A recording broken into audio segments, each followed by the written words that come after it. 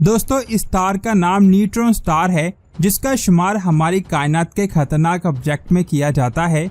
ये ऑब्जेक्ट इतना ज्यादा खतरनाक है कि अगर ये हमारी ज़मीन से 5 लाख किलोमीटर की दूरी से गुजरे तो इसकी ग्रेविटी हमारी ज़मीन को रेजा रेजा कर देगी। और अगर ज़मीन से 50,000 लाइट ईयर दूर इसमें एक धमाका होता है तो इतनी दूर होने के बावजूद ये ज़मीन को नुकसान पहुंचा सकता है, जिसका जिक्र अल्लाह ताला ने कुरान पाक में 8 से 1400 साल पहले किया है। आखिर ये न्यूट्रॉन स्टार इतने ज्यादा खतरनाक क्यों हैं और ये कैसे बनते हैं और कुरान पाक में इसका जिक्र कहाँ आया है, ये अमेजिंग इन्फॉर्मेशन आप जानोगे आज के इस वीडियो में।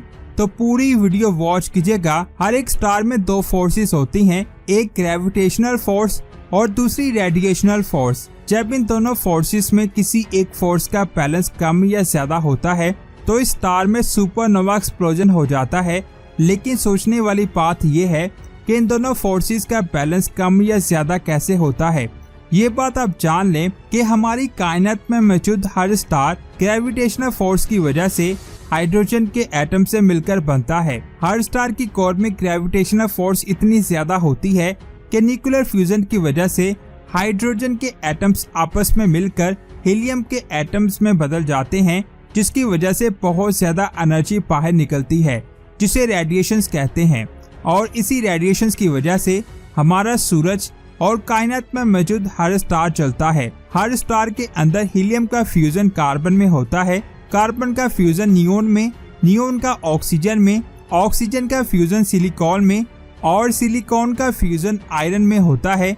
उसके बाद आयरन का न्यूक्लियर फ्यूजन आगे नहीं हो पाता, यानी आयरन के एटम्स आगे एनर्जी खारिज नहीं कर पाते, जिसकी वजह से स्टार की कोर में लोहे की मकदार बहुत ज्यादा बढ़ जाती है, जिससे ग्रेविटी ज्यादा हो जाती है और रेडिएशंस कम होने लगती है। ये रेडिएशंस फोर्स ग्रेविटी की फोर्स को नहीं संभाल पाती और फिर ये स्टार एक सुपरनोवा एक्सप्लोजन से फटकर खत्म हो जाता है। उसके बाद उस स्टार में या तो एक ब्लैक होल बनेगा या फिर एक न्यूट्रॉन स्टार बनेगा। न्यूट्रॉन स्टार को अरबी में अल्तारिक कहा जाता है, जिसका मतलब है जोर से मारना, जिससे आवाज पैदा हो। और कुरान पाक में इस स्टार के ऊपर पूरी सूरत है जिसका नाम अल्तारिक है। और साइंसदानों ने इस स्टार की कई रेडियो वेव्स को रिकॉर्ड किया, जिनसे ऐसी आवाज आ रही थी जैसे कोई दरवाजे पर दस्तक दे रहा है। इसे इंग्लिश में नॉकिंग स्टार भी कहा जाता है। कुरान पाक में सूरह अल-तारिक की आयत नंबर 2 और 3 में अल्लाह ताला इरशाद फरमाते हैं, और तुम क्या जानो कि तारिक क्या है? चमकता हुआ तारा।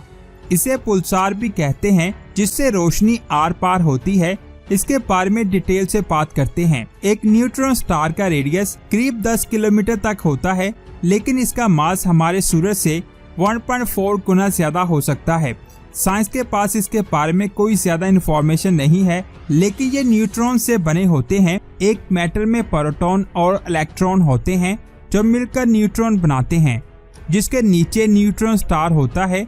जब एक न्यूट्रॉन स्टार बन जाता है तो ये बहुत कम हीट को जनरेट करता है। साइंसदानों ने जिन न्यूट्रॉन स्टार को देखा है वो बहुत ज्यादा गर्म और चमकदार थे। उनकी सतह का टेम्परेचर 6 लाख डिग्री था।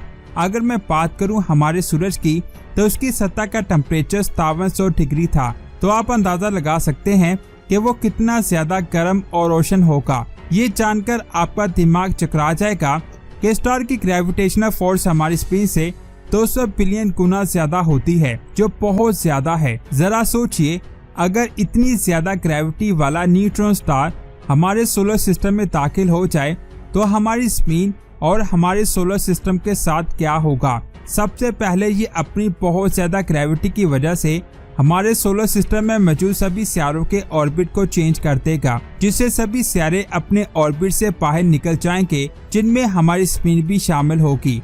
सूरज से दूर जाने की वजह से हमारी ज़मीन का टेम्परेचर कम होने लगेगा और हमारी ज़मीन पर मौजूद समुद्र का पानी बर्फ बन जाएगा, जिनमें हम इंसान जिंदा नहीं रह सकते। ये भी हो सकता है कि स्टार की ग्रेविटी की वजह से हमारी ज़मीन सूरज से दूर जाने की बजाय उसके करीब चली जाए, तो हमारी ज़मीन एक आग का गोला बन जाएगी, जिसमें पानी भाप बनकर उड़ जाएगा। इस सूरत में भी हम इंसान जिंदा नहीं रह सकते। इसके अलावा स्टार की पावरफुल ग्रेविटी की वजह से हमारे सोलर सिस्टम में मौजूद एस्टेरॉयड हमारी ज़मीन से टकराकर हमारी ज़मीन को 1 सेकंड में ख़त्म कर सकते हैं। इन सभी चीज़ों से ये साबित होता है कि ये स्टार हमारे लिए क़यामत का सबब बन सकता है। इसकी ग्रेविटी इतनी ज़्यादा है कि अगर ये हमारी ज़मीन से 5 लाख किलोमीटर दूर से भी गुजरेगा तो ये हमारी ज़मीन को बिल्कुल फ्लैट कर देगा। इसकी ग्रेविटी के एरिया में आने वाली हर चीज़ इलास्टिक की तरह सीधी होकर टुकड़े टुकड़े हो जाएगी। इसके अलावा हमारी कायनात में मैग्नेटर भी मौजूद है। ये भी न्यूट्रॉन स्टार की ही एक किस्म है, लेकिन इनकी मैग्नेटिक फील्ड आम न्यूट्रॉन स्टार से 1000 गुना ज्यादा हो सकती है। ये मैग्नेटिक फील्ड मैग्नेटर के पार्टिकल्स को इस तरह मैनेज करती है कि एक बहुत खतरनाक बर्स्ट जनरेट होता है। ये बर्स्ट कई लाइट ईयर दूर तक जाता है। 27 दिसंबर 2004 को हमने जमीन से 50,000 लाइट ईयर दूर सैजिटेरियस कॉन्स्टेलेशन में SGR 1806-20 नाम के एक मैग्नेटर में एक गैमा रे बर्स्ट को ऑब्जर्व किया। आप ये जानकर बहुत ज्यादा हैरान हो जाएंगे कि 1 सेकंड में इस गैमा रे बर्स्ट ने जितनी एनर्जी को खारिज किया था, इतनी एनर्जी हमारा सूरज 1.5 करोड़ सालों में रिलीज करता है, जो बहुत ज्यादा एनर्जी होती है। ये मैग्नेटर हमारी ज़मीन से 50,000 लाइट ईयर दूर है। ये इतना ज्यादा रोशन था कि इससे आने वाली रोशनी हमारे चांद से आने वाली रोशनी से ज्यादा दिखाई दे रही थी।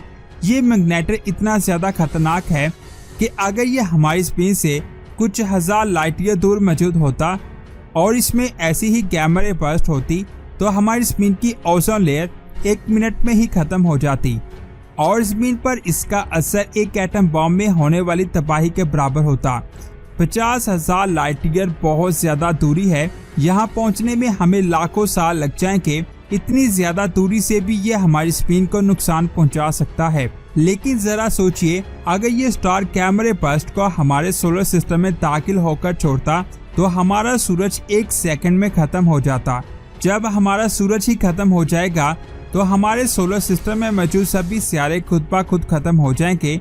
जैसा कि मैंने आपको पहले भी बताया है कि एक एवरेज साइज के न्यूट्रॉन स्टार का मास हमारे सूरज से 1.4 गुना ज्यादा होता है। अगर ऐसा ही एक स्टार हमारे सोलर सिस्टम में दाखिल होता है तो ये सूरज को ही अपनी तरफ खींचकर टुकड़े टुकड़े कर देगा। लेकिन दूसरी पॉसिबिलिटी ये भी हो सकती है कि जब ये हमारे सोलर सिस्टम में दाखिल होगा तो सूरज इसकी ज्यादा ग्रेविटी की वजह से इसे ही ऑर्बिट करने लगेगा और हमें ज़मीन पर एक नहीं 2 स्टार दिखाई देंगे। उस वक्त सूरज से जो रेडिएशन हमारी ज़मीन पर आती है उनकी मकदार डबल हो जाएगी, जिससे हमारी ज़मीन का टेम्परेचर बहुत ज़्यादा हो जाएगा। अगर ये दोनों स्टार ज़मीन की ऑपोजिट डायरेक्शन में होते हैं तो हमारी ज़मीन पर कभी भी रात नहीं होगी। तो आप अंदाज़ा लगा सकते हैं कि अगर स्पेस में घूमता हुआ कोई न्यूट्रॉन स्टार हमारे सोलर सिस्टम के आसपास आ गया तो हमारे सोलर सिस्टम का क्या हाल होगा। और इसका जिक्र अल्लाह ताला ने आज से 1400 साल पहले कुरान पाक में किया है, जिसे साइंसदान आज स्टडी कर रहे हैं। आप इस स्टार के बारे में क्या कहते हैं, नीचे कमेंट्स करके जरूर बताएं। वीडियो अच्छी लगी तो लाइक करने के साथ साथ इसे आगे भी शेयर करें। मिलते हैं एक और अमेजिंग वीडियो में। अपना बहुत सारा ख्याल रखें। अल्लाह हाफिज।